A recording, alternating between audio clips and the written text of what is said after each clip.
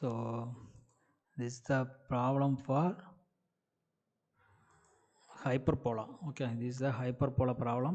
So exercise 5.2 third first subdivision. Okay, third first find the equation of the hyperbola in each case. So அதில் first வந்து 4k கொடுத்துருக்காங்க, eccentricity கொடுத்தாங்க. So already நம்ம எலிப்ஸில் இந்த மாதிரி model பார்த்துருக்கோம். ஸோ இங்கே வந்து ஹைப்பர்போலா.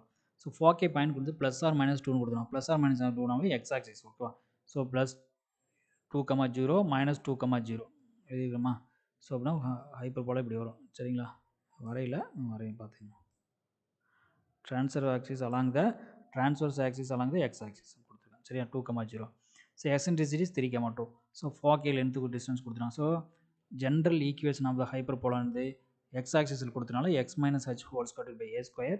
கண்டிப்பாக மேக்ஸ் இங்கே தான் ஒரு ஏ ஸ்கொயர் தான் ஒரு பாசிட்டிவ். இங்கே வந்து எக்ஸில் தான் ட்ரான்ஸ்ஃபர் ஆக்சன் அலங்க எக்ஸ் ஆக்சன் கொடுத்துட்டுனா கண்டிப்பாக பாசிட்டிவ் வேல்யூ வந்து ஏ ஸ்கொயர் தான். சரியா? ஃபஸ்ட்டில் வரதான் எக்ஸ் ஆக்சிஸ் கொடுத்தனால எக்ஸ் தான் கொடுக்கணும். சரிங்களா? எக்ஸில் இருக்கனால பாசிட்டிவ் வேல்யூ எக்ஸ். சரியா? இது பெருசாக வரலாம், சின்னதாக வரலாம், ஏ ஸ்கொயர். அது வந்து மேட்ரு இல்லை. சரியா?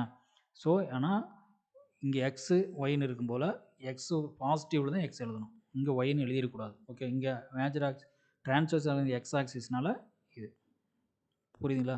பாசிட்டிவில் தான் எக்ஸ் எழுதணும். சப்போஸ் இதே மாறி வந்துச்சுன்னா இங்கே வந்ததுன்னா ஒய்யை ஃபஸ்ட் எழுதியிருக்கணும். சரியா? ஏ ஸ்கொயர் பி ஸ்கொயர் மேட்டர் இல்லை. சரியா? சின்ன வேல்யூ எது வருதோ அங்கே எழுதுகிற மாதிரி இருக்கும். ஓகே, வரது வந்து ஃபார்முலா அது மாதிரி தான் இருக்கும். ஓகே, ப்ராப்ளம் அந்த மாதிரி தான் கொடுப்பாங்க. சரியா? 2c equal to 4. So c equal to 2. ஓகேவா? So next eccentricity. ஸோ எக்ஸென்ட்ரிசிட்டிக்கு ரிலேஷன்ஷிப் என்னது? C equal to a e. ஓகேவா? C comma 0 c equal to a e. So eccentricity c equal to a e. So a value நமக்கு தெரியாது, e value தெரியும். Okay, 3/2 கொடுத்துருவாங்க. Eccentricity is 3/2. So c equal to 2. So a equal into 3/2 equal to a equal to 4/3. A square equal to 16/9. Okay, so நமக்கு அடுத்தது கண்டிப்பாக ஏவும் பியும் நம்மளுக்கு தெரியணும். ஏ சியும் தெரிஞ்சிருச்சு அப்படின்னா பியை கண்டுபிடிச்சலாம். ஏபிசிக்கு இருக்கிற ஹைப்பர்போலாவில் ரிலேஷன்ஷிப் என்ன?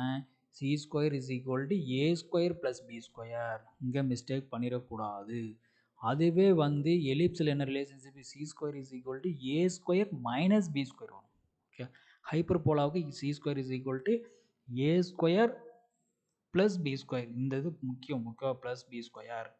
ஸோ சி வந்து நம்மளுக்கு தெரியும். So c square is equal to 4. A square is 16/9 is b square. So b square is equal to 4 minus 16/9. So b square is equal to 36 minus 16/9. So b square is equal to 20/9. So இப்போ ஏவும் ஸ்கொயரும் தெரிஞ்சிச்சு, b square value தெரிஞ்சிச்சு. So ஈஸியாக form பண்ணிடலாம். So equation of the hyperbola வந்து centre point வந்து 0,0 CH,K. ஓகேவா? So a square equal 16/9, b square is 20/9. So x square by a square. So 16 a square is 16/9. So இங்கே பெரிய value சின்ன value வரதெல்லாம் மேட்டர் இல்லை. ஓகேவா? Positive exact transfer along the x ஆக்சிஸ்னால் இங்கே இது எக்ஸ் தான் ஃபஸ்ட் வரணும். இது ஒய் ஆக்சிஸ்னால் இங்கே ஒய் வரும். சரியா? இங்கே சின்ன வேல்யூ பெரிய வேல்யூ பிரச்சனை. இங்கே வர முதல் என்ன வேல்யூ வருதோ அது ஏ ஸ்கொயர்னு எடுத்துக்கணும். சரியா? முதல் வர வேல்யூ ஏ ஸ்கொயர். புரியுதுங்களா? அதுதான் விஷயமே இங்கே. சரியா? X square divide by 16/9. அதே வந்து எலிப்ஸில் வந்து எது மேஜர் பெரிய வேல்யூ இருக்கோ அது ஏ ஸ்கொயர்னு எடுக்கணும். பெரிய வேல்யூ வந்து ஏ ஸ்கொயர் எடுக்கணும், சின்னது வந்து பி ஸ்கொயர்னு பின்னு எடுக்கணும். இங்கே வந்து பாசிட்டிவில் வரது வந்து ஏன்னு எடுத்துக்கணும். சரியா? பாசிட்டிவ் வரதில் ஏன்னு எடுத்துக்கணும். So x square divide by 16/9. So minus 9/6 minus y square divide by 20/9 is equal to 1. So 9 இது அப்படியே மேலே கொண்டு போயிடணும், இது அப்படியே மேலே கொண்டு போயிடணும். சரியா? 9 x square divide by 16 minus 9 y square divide by 20 is equal to 1. சரிங்களா? இதுதான் வந்து ஈக்குவேஷன் ஆஃப் ஹைப்பர்போலா. சரியா? மெயினாக வந்து கவனிக்க வேண்டியது வந்து என்ன ஆக்சிஸ் பண்ணணும், ட்ரான்ஸ்ஃபர் ஆக்சிஸ். ஓகேனா எக்ஸ் ஃபஸ்ட் வரும். ஸோ கீழே வரது ஏ ஸ்கொயர். அவ்வளோதான். சரியா? ஸோ என்ன கொடுத்தோன்னா 4k பாயிண்ட் கொடுத்துருக்காங்க, எக்ஸென்ட்ரிசிட்டி கொடுத்துருக்காங்க. ஸோ அதை பேஸ் பண்ணி நம்ம ஈக்குவேஷன் ஆஃப் ஹைப்பர்போலா டெரிவ் பண்ணணும். So 4k distance between 4k வந்து 2c. ஸோ 2cலேருந்து நம்ம சி வேல்யூ கண்டுபிடிச்சிடும். அடுத்தது எக்ஸென்ட்ரிசிட்டி. ஸோ எக்ஸென்ட்ரிசிட்டி வருதுன்னா எக்ஸென்ட்ரிசிட்டி எங்கே ஃபார்மில் வரும்? C equal to a e. அந்த ரிலேஷன்ஷிப் இருக்கும். ஸோ சி தெரியும், இ தெரியும். ஸோ அதுலேருந்து ஏ வேல்யூ கண்டுபிடிச்சிக்கிறோம். ஸோ அப்புறம் சியும் ஏயும் தெரியும் போல் ஏபிசி.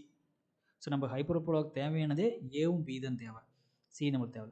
ஸோ அப்படின்னா ஏவும் சியும் தெரியும், பி கண்டுபிடிக்கணும் அப்படின்னா ஏபிசிக்கு 3க்கு இருக்க ரிலேஷன்ஷிப் என்னது, c square is equal to a square plus b square தெரியும்.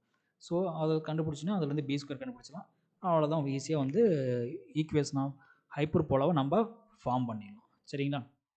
X square, so a square வந்து 16/9, b square 20/9, so x square. So எந்த ட்ரான்ஸ்வர்ஸ் ஆக்சிஸ் எக்ஸ் ஆக்சிஸ்னால் எக்ஸ் தான் ஃபஸ்ட்டு வரும், பாசிட்டிவ் வரும், ஃபஸ்ட்டு வர வேல்யூ தான் ஏ. சரிங்களா? அது ஒய் ஆக்சிஸ்ன்னு இருந்தால் ஒய் வரும், ஃபஸ்ட்டு வர வேல்யூ ஏ எடுத்துக்கணும்.